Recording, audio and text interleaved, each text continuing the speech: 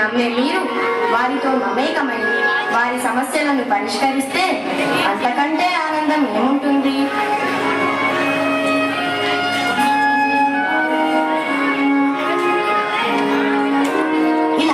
పురవీధుల్లో సంచరిస్తుంటే ఒక ప్రాంతంలో స్త్రీ పురిటి నొప్పులతో బాధపడి మరణిస్తుంది. ఆ సంఘటన రుద్రమ హృదయాన్ని కలిచివేస్తుంది. అప్పుడు రుద్రమ ఒక సాహసోపేత నిర్ణయాన్ని తీసుకుని మహామంత్రితో ఇలా అంటుంది. మహామంత్రి, మన రాజ్యంలో ఒక్క మాతృమూర్తి కూడా ప్రసవ వేదనతో మరణించడానికి అవకాశం లేకుండా ఎక్కడికక్కడే ప్రసూతి గృహాలు నిర్మించి సమస్యలను వెంటనే పరిష్కరించండి. ఇలాంటి సాహసోపేత నిర్ణయాన్ని తీసుకుని రాణి రుద్రమ అనిపించారు. అలాగే ప్రసూతి గృహాన్ని నిర్మించి మహిళల రక్షణ విధిగా నిర్వహిస్తాం మహారాణి. మహారాణి, నెల్లూరును పాలించిన మనుమసిద్ధి ఆస్థాన కవి అయిన తిక్కన తమరి సందర్శనార్థమై వేచి ఉన్నారు. తక్షణమే ప్రవేశపెట్టండి. కాకతీయ గజకేసరి సామ్రాజ్ఞి రాణి రుద్రమకు మా ప్రణామము. మీ యొక్క శక్తితో ధీయుక్తితో ఎంతో మంది రాజులను రాజ్యాలను స్వాధీనపరుచుకున్నారని మేము వినియున్నాము మహారాణి.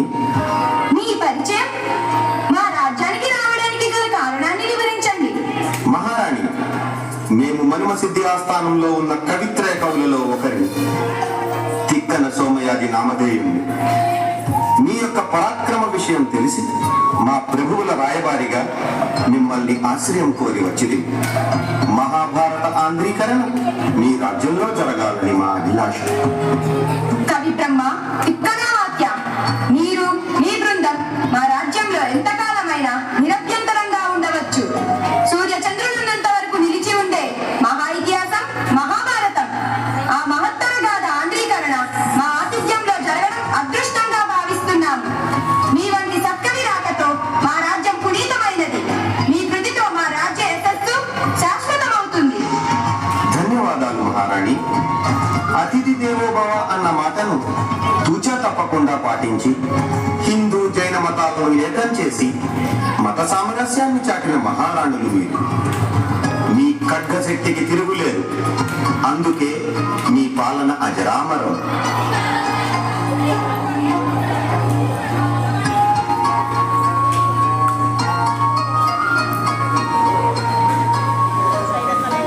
ఈ విధంగా ఆంధ్ర మహాభారత ఆవిష్కరణ తన రాజ్యంలో వ్యవసాయానికి పెద్ద పీట వేస్తూ విశాలమైన తటాకమును తవ్వించడం రుద్రమ తీసుకున్న చారిత్రాత్మక నిర్ణయాలు. దీనితో రుద్రమ యశస్సు దశ దిశలా వ్యాపించిన తరువాత తన 25వ ఏట చాళుక్య వీరభద్రేశ్వరుడితో వివాహం జరుగుతుంది. రాజ్యయోగ క్షేమాలను కోరే రాజులారా, మంత్రులారా, మన చుట్టూ శత్రుమూకలు అదును చూసి మన రాజ్యంపై విరుచుకుపడేందుకు పొంచి ఉన్నాయి. సుభిక్షంగా శాంతియుతంగా ప్రశాంత జీవనాన్ని సాగించే ప్రజా జీవితానికి ఆటంకం కలిగించేందుకు కుట్ర పన్నాయి. మనం అప్రమత్తంగా ఉండాల్సిన సమయం ఆసన్నమైనది. మహారాణి, ఇంకా కాళ్ళపారాణి ఆరని కళ్యాణ గడియల్లో కూడా మీరు యుద్ధ ఆలోచనలు చేయడం ఎంత మాత్రం సమంజసం కాదు. కొంత ప్రశాంతంగా ఉండండి. కత్తి పట్టిన చేతికి కలం పట్టిన చేతికి విశ్రాంతి ఉండదుగా మహామంత్రి. మహారాణి, గూఢచారి నాయకుడైన బొల్లిగరెడ్డి తమరి దర్శనార్థమై వేచి ఉన్నారు. తక్షణమే ప్రవేశపెట్టండి. మహారాణి, మన రాజ్యంపై దండెత్తడానికి శత్రు సైన్యాలు సిద్ధంగా ఉన్నాయన్న సమాచారం అంతటా వ్యాపించి ప్రజలందరూ భీతావహులై ఉన్నారు. అంత అహంకారులు ఎవరున్నారు? చోళులా, పాండ్యులా, వేంగిరాజులా? చెప్పండి బల్లిగదేవా. మహారాణి, ఇప్పటికే తూర్పు ప్రాంతాన్ని వేంగి నరసదేవుడు ఆక్రమించాడు. నాకు అందిన సమాచారం ప్రకారం యాదవ మహదేవరాజు మన రాజ్యంపై దండెత్తడానికి వస్తున్నట్లు తెలిసింది. ఏమిటి? యాదవ మహదేవరాజా? వాడెంత, వాడి రాజ్యం ఎంత? మనపై దండెత్తే ధైర్యం ఉన్నదా? ఆ అహంకారికి మహామంత్రి వెంటనే మన సైన్యాన్ని సిద్ధం చేయండి. అలాగే మహారాణి. గోన గన్నారెడ్డి, మాయాల గండి నాయకుడు, మల్లికార్జున సేనాని వీరు ముగ్గురు రాణి రుద్రమదేవి ముఖ్య సైన్యాధికారులు. రాణి రుద్రమకు మా ప్రణామములు.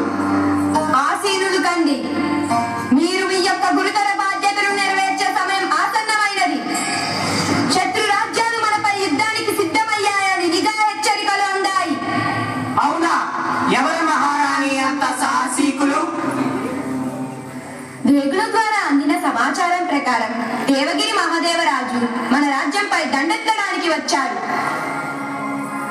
కథన రంగంలో ఖడ్గమై చెలరేగే యుద్ధ వీరుడు గోన దండారెడ్డి, కందర నాయకుడు, తిరుగులేని వీరుడు, గండర గండుడు అయిన మాయాల గండి నాయకుడి సేనానుడిగా నియమిస్తున్నాను. ఇక యుద్ధ క్షేత్రంలో అపర రుద్రుడై శివతాండవం చేసి శత్రువుల పాలిట సింహనాదం పలికించే మల్లికార్జున సేనాని సర్వ సేనానిగా నియమిస్తూ ఆదేశాలు జారీ చేస్తున్నాము. మహారాణి అపరరుద్రకాళి, మీ ఖడ్గదాటికి ఎదురొడ్డి నిలబడే వీరుడు ఉన్నాడా? మీ రాజక్షేమం కోసం మా ప్రాణాలైనా ఫలంగా పెడతాం. మహారాణి, యుద్ధ క్షేత్రంలో వెన్ను చూపడం మా లక్ష్యం కాదు. పోరులో ఇక విజయమో వీరస్వర్గమో. మహారాణి, రాజ్యక్షేమమే మా ఆశయం. స్త్రీ సాధికారతను అమలు చేసిన ఉద్యమకారిని, పురుషాధిక్యతను మెడలో వంచిన మీకు దేవగిరి రాజు లెక్క. ఇప్పుడే అందిన వర్తమానం మహారాణి.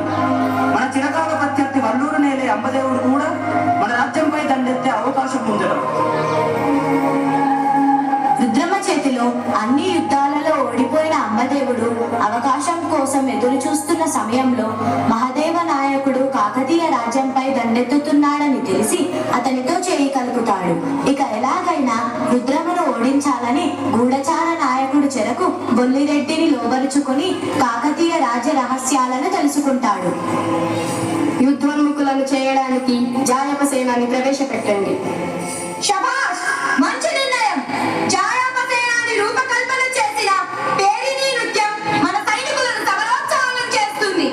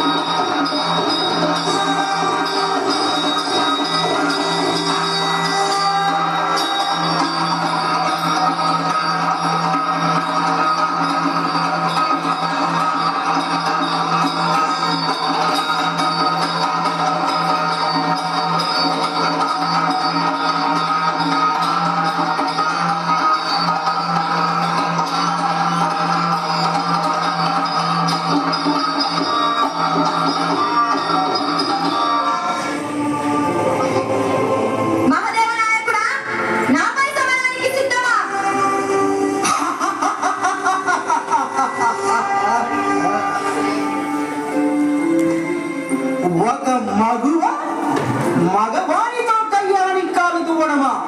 ఎంత కావరము! ఓరి పురుషాంకారి, నువ్వు ఒక ఉడిదవు, ఆడదానికి అన్నావా? నీవెంత, నీ రాజ్యమంతా! ఓరి మహదేవ, కుట్రలు కుతంత్రాలతో కొద్ది మంది సామంతులను నీ వైపు తిప్పుకొని ఈ శత్రు దుర్భేద్యమైన ఓరుగల్లునే ఓడించాలనుకుంటున్నావా? రుద్రమా, నీ శక్తి చాలదు.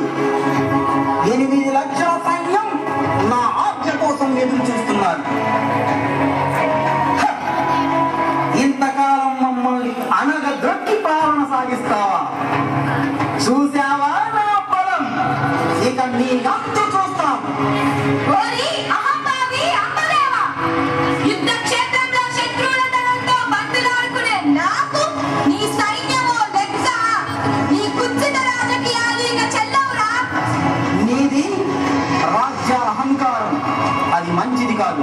రాజ్య దాహంతో ఈ పచ్చటి సామ్రాజ్యంలో పచ్చి రెక్కలు ప్రవహించాలనుకుంటున్నావా?